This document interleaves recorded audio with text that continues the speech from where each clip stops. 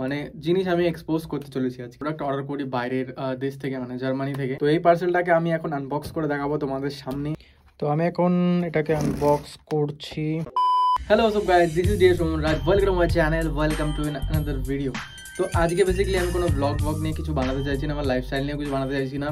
তো আমার সাথে একটা হয়ে যাওয়া খারাপ অভিজ্ঞতার ব্যাপারে তোমাদের আজ শেয়ার করবো। অ্যাকচুয়ালি স্ক্যাম হয়েছে আমার সাথে একটা, তো সেটাই তোমাদের আজকে শেয়ার করবো, কি হয়েছে না হয়েছে।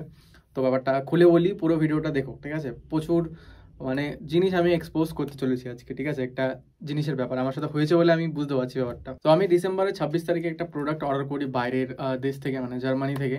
তো সেটা হচ্ছে একটা মাইক্রোফোন। সেটার দাম ওখানকার ভ্যালু হিসাবে ছিল 13,600 টাকা। তার মধ্যে শিপিং চার্জেস নিয়েছিল 1700 টাকা। তো টোটাল দাঁড়িয়েছিল 15,300 টাকা, ঠিক আছে? সেটা আমি তোমাদের এখন দেখিয়ে দিচ্ছি একটু পরে। তো সেই প্রোডাক্টটা আসতে ওখানে লেখা ছিল 7 থেকে 20 দিন কি 22 দিন এরকম লাগবে, ঠিক আছে? তো সেই প্রোডাক্টটা আসতে আমার কাছে 30 দিনের উপর হয়ে গেল, মানে আজকে 20 তারিখ হয়ে গেল জানুয়ারির। তো আজকে আমি প্রোডাক্টটা পেলাম, কিন্তু তার মধ্যে কিভাবে পেলাম আমি সেটা তোমাদের আজকে আমি বলতে চলেছি যে কি খারাপ জিনিস হয়েছে আমার সাথে, ঠিক আছে? তো এই পার্সেলটাকে আমি এখন আনবক্স করে দেখাবো তোমাদের সামনে। আমি এখনো খুলিনি বাক্সটাকে, তোমাদের সামনে খুলবো আর দেখবো এর মধ্যে আদৌ মাইক্রোফোন আছে কি নেই, ঠিক আছে? তো বেসিক্যালি আমার এই ভিডিওটা বানানোর উদ্দেশ্য হচ্ছে, তোমরা যদি ডাইরেক্ট রোডের থেকে কিনতে চাও, কোনো রোডের ওয়েবসাইট থেকে কিনতে চাও ইন্ডিয়ায় থেকে, আমি বলবো কিনো না, কারণ অনেক টাকা তোমার এক্সট্রা পে করতে হচ্ছে। তো সেই জিনিসটা জাস্ট তোমাদের জানানোর জন্য এই ভিডিওটা আমি বানাচ্ছি আর কি, ঠিক আছে? তোমরা নিলে অ্যামাজন থেকেই নিও, বা আমাদের ইন্ডিয়ান যত ই কমার্স ওয়েবসাইট আছে সেখান থেকে নিও।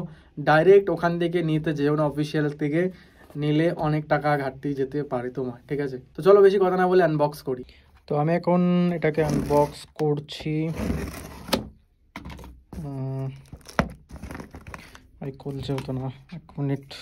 এখানে কী সব, তো এখানে রোড NT1 সিগনেচার সিরিজ তো দেখতে পাচ্ছি আছে। তো আশা করি স্ক্যাম হবে না, এত টাকা যখন পে করেছি, বাট বলাও যায় না, ঠিক আছে? তো আমি বক্সটাকে তোমাদের বাইরে বের করে আমি তোমাদের দেখাচ্ছি বাকিটা। তো এই বক্সটা খোলার পরে আপাতত দেখতে পাচ্ছি, এখন আমি কিছু খুলিনি, এটা জাস্ট খুলে দেখছি এখন কি আছে।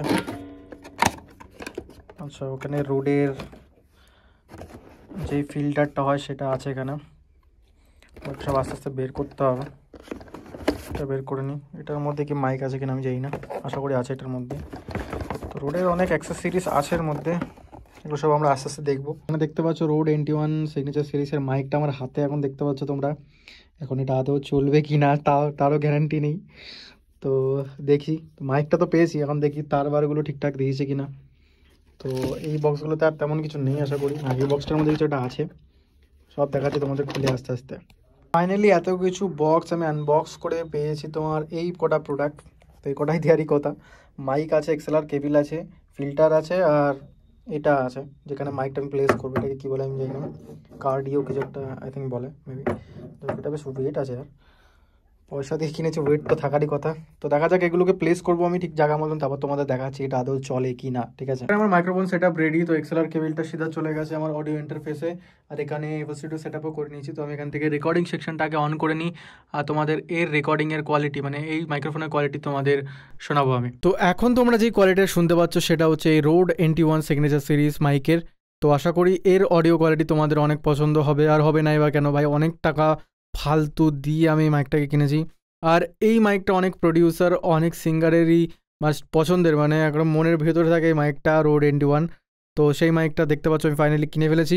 আর এর অডিও কোয়ালিটি শুনে তোমাদের কেমন কি লাগলো কমেন্ট সেকশনে অবশ্যই জানাও।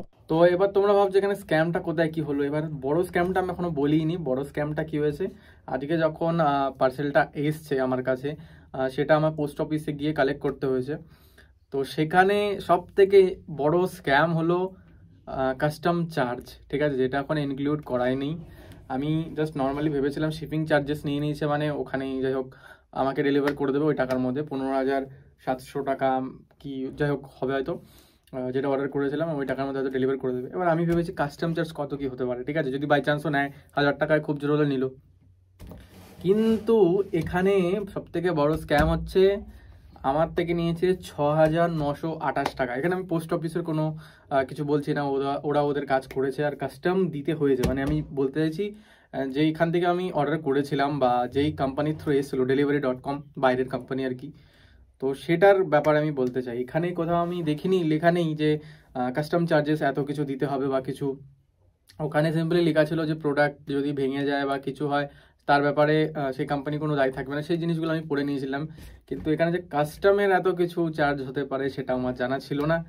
তো সেখানে আমি দিতে হয়েছে 6,928 টাকা, ঠিক আছে। তো আমি ক্যালকুলেট করে বলে দিচ্ছি, আমি অত ম্যাথসে ভালো না। তো আগে আমি দিয়েছিলাম 15,800 টাকা আমি ধরছি, তারপরে আমি এখন দিলাম 6,928 টাকা, মানে টোটাল আমার পড়ছে 22,728 টাকা, ঠিক আছে। তো এখানে আমি একটা জিনিস ক্লিয়ার করে দিই, এই প্রোডাক্টটা কিছুদিন আগে অ্যামাজনেও ছিল, তো সেখানে 20,000 টাকা মতো দেখাচ্ছিল, তাই কারণে আমি অর্ডার করিনি, কারণ আমি পাচ্ছিলাম 15,800 টাকার মধ্যে। তাই ভাবলাম 3-4 হাজার টাকা কেন এক্সট্রা দিতে যাবো। তো ঠিক আছে, সেখান থেকে আমি ওই জন্য অর্ডার করেছিলাম। আমি ভাবলাম 7-8 দিন টাইম লাগবে, কোনো সমস্যা নেই, আসুক আস্তে আস্তে। আর অ্যামাজন হলে 2 দিনে দিয়ে দিত। তো ব্যাপারটা হচ্ছে যে এর মধ্যে যে কাস্টম চার্জেস আছে এই জিনিসটা আমার জানা ছিল না। তো বন্ধুরা, এই ছিল আজকের ভিডিও। তো ভিডিওটা কেমন লাগলো অবশ্যই কমেন্টস করে জানাও। আর কোনো কিছু কেনার আগে একটুখানি দেখে শুনে কিনো, ঠিক আছে, যাতে তোমাদের সাথে ওই জিনিসগুলো না হয়, তার জন্য এই ভিডিওটা বানানো। তো ভালো লাগলে একটা লাইক করে দিও আর কমেন্ট করে দিও।